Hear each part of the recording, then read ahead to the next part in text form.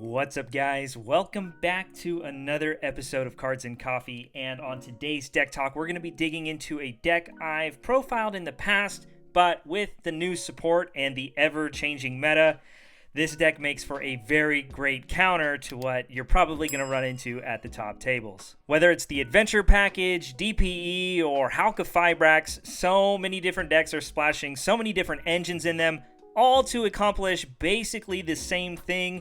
How can I build a board to skip your turn? Not only are the boards the decks are making today very insane, but 90% of them rely on Artifact Scythe. Now yes, some decks don't need it, but there are so many decks in the meta right now that Artifact Scythe just shuts off, so it's really no shock when you see all these decks trying to turbo into Scythe as soon as possible. Artifact Scythe is an amazing card, being able to lock your opponent out of the extra deck, but today I have a deck for you that not only can break these boards, but does not care about Artifact Scythe.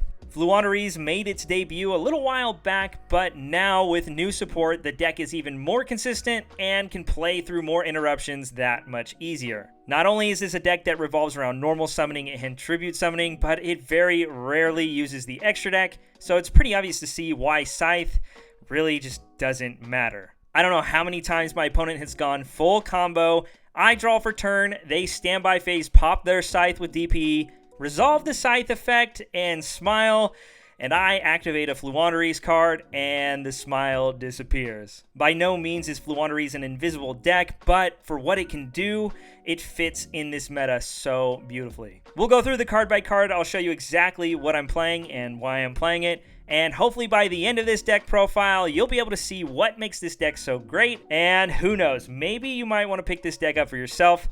This deck is really fun to play. But first, as always, guys, please go grab yourself a cup of coffee or something. That way you guys can sit down and tune in. Thanks, guys.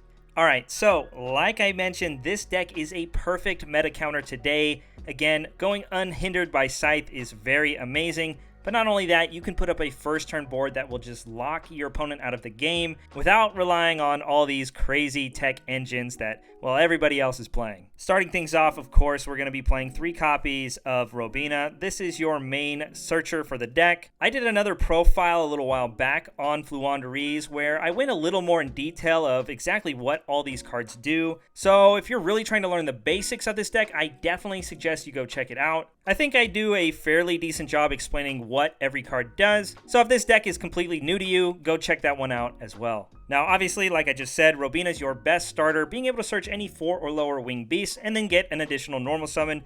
Really amazing for the deck. After the Robina, we are going to be playing 3 copies of Eaglin still, obviously the second best searcher in the deck. Searches any level 7 or higher wing beast to your hand. This gets you all the boss monsters of your deck. Personally, Eaglin's one of my favorite cards. The art is super amazing. But again, it really just sets up all your power plays, whether it's getting Ryza, Empen, or even your Omni Negate with the Avion. Eaglin and Robina are both, in my eyes, a staple 3. After the Eaglin, I am playing 2 copies of Stree. You could definitely get away with running 1, but in my personal opinion, with the new quick play spell, Advent of Adventure, I personally find myself really needing to have some kind of wing beast in my hand. So even though Stree isn't a combo starter, when paired with all your spells like the map or the Advent of Adventure, opening any of these other birds really just helps you get to your combo first turn. Stree's effect is actually one of my favorite ones, being a pseudo DD Crow for the deck. Not only is it great removal for DPE or any graveyard effect like Tangies or the Destiny Heroes, but Stree can also get cards out of your graveyard because, well, you play the best hand trap in the game, Dimensional Shifter, and having the ability to re-empty your grave to make it live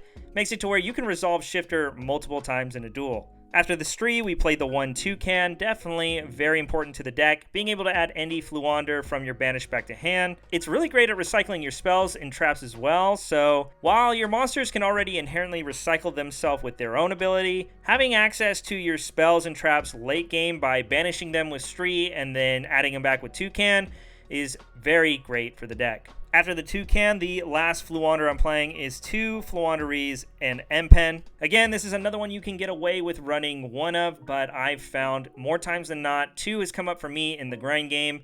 Plus, if you hard open it, it just makes it to where now you can search your Avion or even your Ryza. The card's a powerhouse, it's a skill drain, it can run over anything by battle, and of course it searches your spells and traps. And like I mentioned, we need Wing Beast for Advent of Adventure, so even if this is clogging your hand, technically it's just free fodder for your adventure. After the M-Pen, of course we're going to be playing the one Ryza. This card is so insane in this deck. I don't main deck Mystic Mine this time around, but again, that's something you can side deck. Being able to activate Mine, lock your opponent out of anything, do your Tribute Summon play, summon your Monarch, bounce their cards, and then bounce your Monarch to empty your field again, keeping them locked under Mine. It's pretty cancerous, honestly. Now again, since I'm not maining that, it doesn't come up for me as much, but you could always side it if that's something that sounds good to you. But aside from the Mystic Mine combo, this card is obviously a powerhouse. Being able to summon it on your opponent's turn to disrupt the field and graveyard, it's really amazing. You could technically play this deck without it, but you're definitely missing a big portion of the power that this deck has if you don't. After Ryza, I am still playing the one Apex Avion. It's pretty standard to summon M-Pen first turn alongside your barrier statue, so having the Apex Avion as a secondary search target for your opponent's turn makes it to where you can protect your board from stuff like Lightning Storm. Like I just mentioned, we're playing the barrier statue. This locks basically every deck out of playing the game, aside from Virtual World, but that deck isn't super represented right now. Most decks are playing the Adventure package, and the Griffin is technically a wind, so they do have the ability to special summon it from hand and then try to swing over it. So if you plan on summoning the barrier statue, just know that is an out in their decks. So make sure you set up your first turn board accordingly, that way you can prevent it with something like Ryza. That's it for the birds. I am playing a few hand traps in the main deck. Nothing too crazy, but of course we're going to play the best hand trap in the game right now.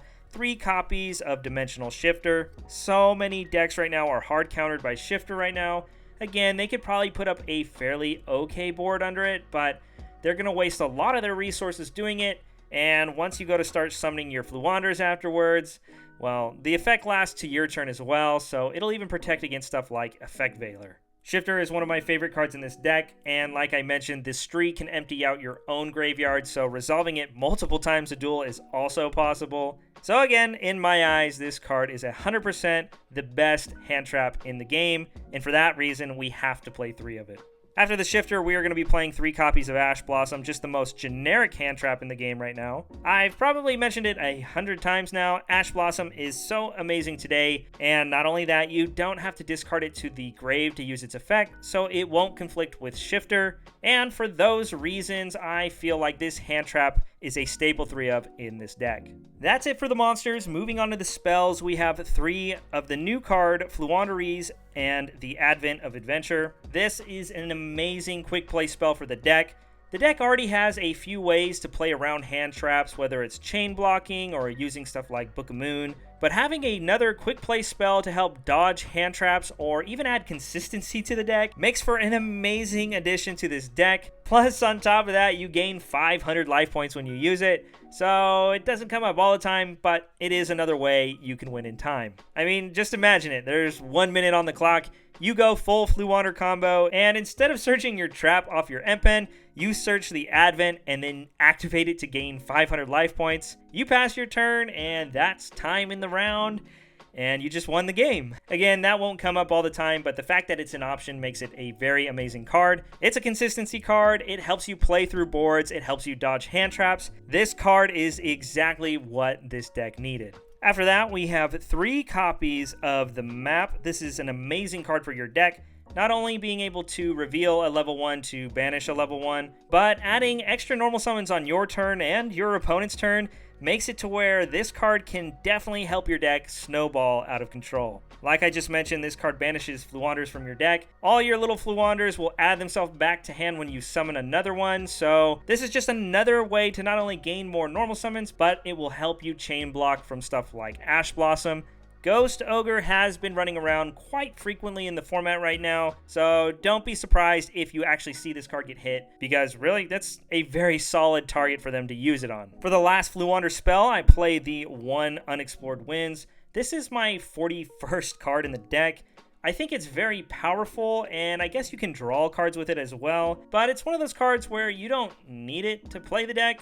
and it doesn't fix any of your combos, but being able to tribute any of your opponent's cards for your tribute summons is obviously a very amazing effect, but being able to do it on your opponent's turn as well can be pretty devastating. So at the end of the day, I don't want to say this card's win more, but I definitely think it's an amazing tech card as a one-of to have.